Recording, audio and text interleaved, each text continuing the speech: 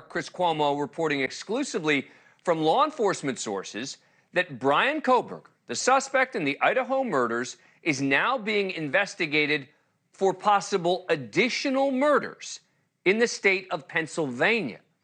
Now remember, Kohberger was arrested at his parents' home in Albrightsville, Pennsylvania on December 30th. It's a month and a half after the brutal killings of the University of Idaho students Ethan Chapin, Madison Mogen, Xana Kernodle, and Kaylee Gonzalez. We know Kohberger grew up in the Pocono Mountains in Pennsylvania before moving out to Washington State near the Idaho border for grad school. We also know he previously graduated from Northampton Community College in Pennsylvania in 2018, and that while there, he worked security for the Pleasant Valley School District. He also attended nearby DeSales University until 2022, both schools about an hour away from where his parents live. Now, when news of Kohberger's arrest first broke, Pennsylvania authorities said they were going to go back with a fine-tooth comb. They were going to look at open and cold cases that may have fit the MO of the Idaho killer. It was one of the first things that local officials did, looking for any connection between Kohberger and unsolved cases in the area. Kohberger remains in an Idaho jail tonight, awaiting his preliminary hearing in June. Authorities have said he has no official and known prior criminal record. Joining me now on this breaking news is former CIA and FBI agent Tracy Walder. She's also a News Nation national security contributor.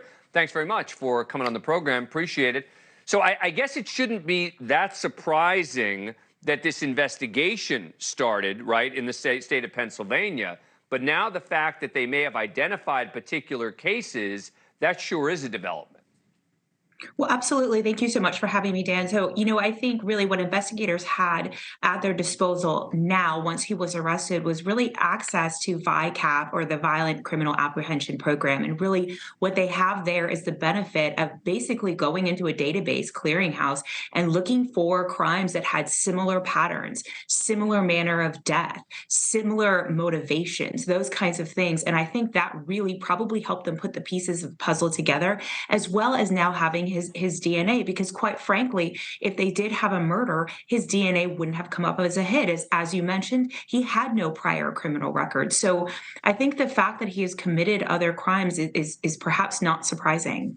And again, this often happens in these investigations, right? Suspect is arrested in one place for a crime, somewhere else, and then they begin an investigation and turn up other information.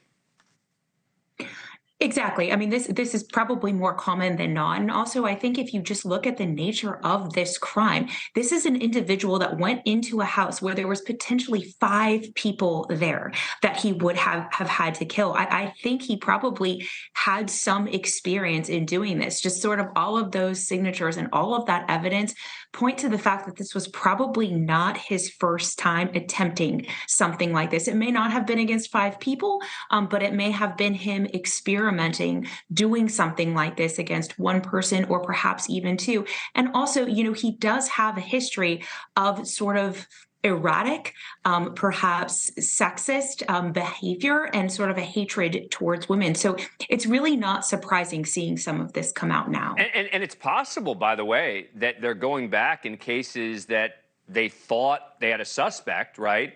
And maybe they didn't even have the right person and they were looking the wrong way.